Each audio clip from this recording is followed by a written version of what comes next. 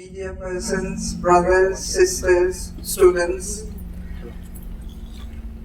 I want to talk about mappings.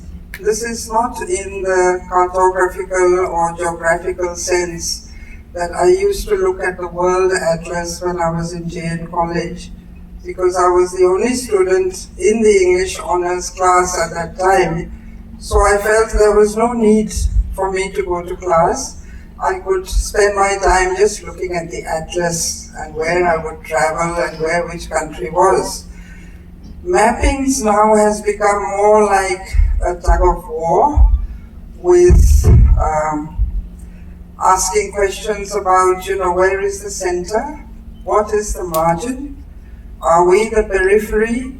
What is the emerging literatures of such and such place? So I'm drawing it towards literature. I'm not the expert to be able to really talk about indigenous literature in shaping state identity. Personally, my angle is that perhaps it is too soon because we don't have really a canon or a body of literature. But there are two things we can talk about here broadly, is the written world and the unwritten world.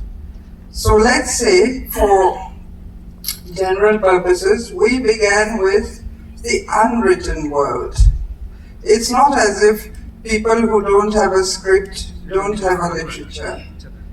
We have an unwritten, oral, very, very special, very, very beautiful literature. And this all came to us through the oral tradition of mythology, legends, singers, composers, most of it anonymous because we can't put a name to who composed the first Abang, who sang the first, Nibu Agam, why did they do these things and how did they come into this? So it shows you how enduring literature, the feeling to express your emotions has been throughout the history of mankind. It's not only in our pocket of Arunachal Pradesh. We are now reverting to Native American Indians. We are reverting to other societies that never had a recorded script history. But it began with, even recorded histories have their anonymous, fables. The Bible, for instance, is written by so many different apostles, or the epistles of Saint Paul.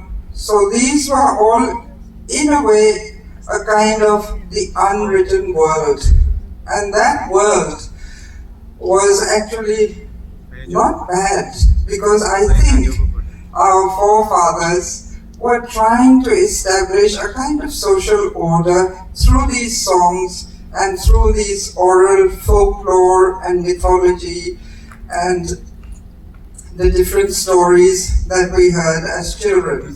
So they were building up a kind of socio-cultural, responsibilities embedded in these stories. There was always a little moral lesson why you couldn't do a certain thing, because it would bring danger on yourself or on the village community, or why you were supposed to celebrate such and such. You pay attention to unseen gods and goddesses because it was important for your quality of life. And that is how all the rituals were born. Now, into this comes the written world. We had some great writers before. There was the late T. Taki. There was Mr. Erthe also, who was recording these songs. We have people like Arak Megu. I know the Adi Belt because late Talon Rupo was also recording all the shamanistic songs. But in a way, this became the foundation also for Doni Polo Yelam Kapay. So literature was moving in different directions, let's say. And we have the research-based literature, people writing about the histories of the place. There were essays, And a lot of things were going on until we pull it to the present time, the contemporary literary scenario, which is again something quite different. We are running into the 7th edition of the Arunachal Literature Festival.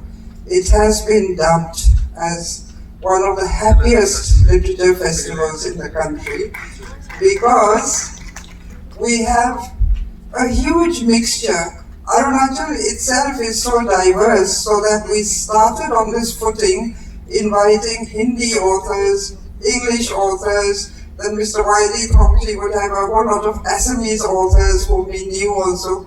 People were writing in a new script, the first writers of Arunachal Pradesh. We are not writing in Adi or Nishi. Some are writing in vernacular, but most of us have had to adapt to a totally new alphabet and a totally new language, like I'm speaking to you in English now. So this is, it's not something to be, to glorify ourselves, but it's also not something to undermine this achievement. Our writers have done great things, I think, till the present day. But having said that, people, after publication, just keeping to the subject of literature, people will ask you if you travel out of the state, oh, you're a tribal, indigenous, woman writer from the Northeast. So this also begs the question of identity and ethnicity. I was talking to Professor Virginius. The word tribal and the word indigenous have always been a problem with me. Because when they say, do you feel very tribal, Mamang? What are you, a tribal, huh? Even as a joke, I have to respond seriously and say, I have to think about it. Because there are constitutional rules also, or pieces of legislation that make why is it important to be a tribal, or why some people actually want scheduled tribe status. So apart from the literature bit, this is something different, because I will tell you, when I feel tribal and when I feel indigenous is when I read these two poems, very short. I'll just read it out to you.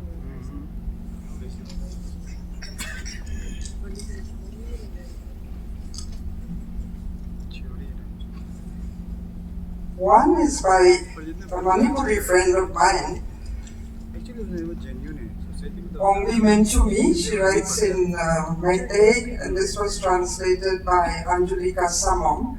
My beloved mother. I'm just reading an extract, and when I read this, I thought, my God, you feel quite proud to be a tribal writer, I peeped in. Her mother used to keep carrying this basket, so Ongbi, as the poet, was wondering, why does my mother keep carrying this basket? So I peeped in, curious to know what's inside. Inside the basket, in mother's basket, I saw her old husband, her youthful son. Bewildered, I asked, why, mother, what is this? Mother looked at me once and said slowly, if I don't carry them, how will they survive? Without any further words, she walked away, calmly, solemnly, my beloved mother.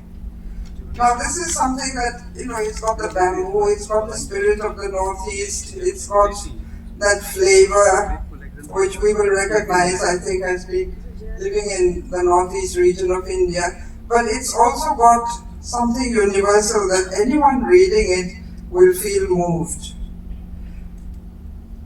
And then the second poem is a friend of mine, bilingual poet from Sikkim. I've read his poems many times, Rajendra Bhandari. He writes, hurriedly I peep inside the mirror and find that my prehistoric face still nourishes my primeval dreams. I feel elated that my face still carries some archaeological value. I scream, Oh, come excavate here inside the wrinkles of my face, and you will find that statue of a poem ditched thousands of years ago. So these are very regional in context, but their appeal, I think, stretches far beyond, just our borders and even across the world. So they are also well-known poems and poets.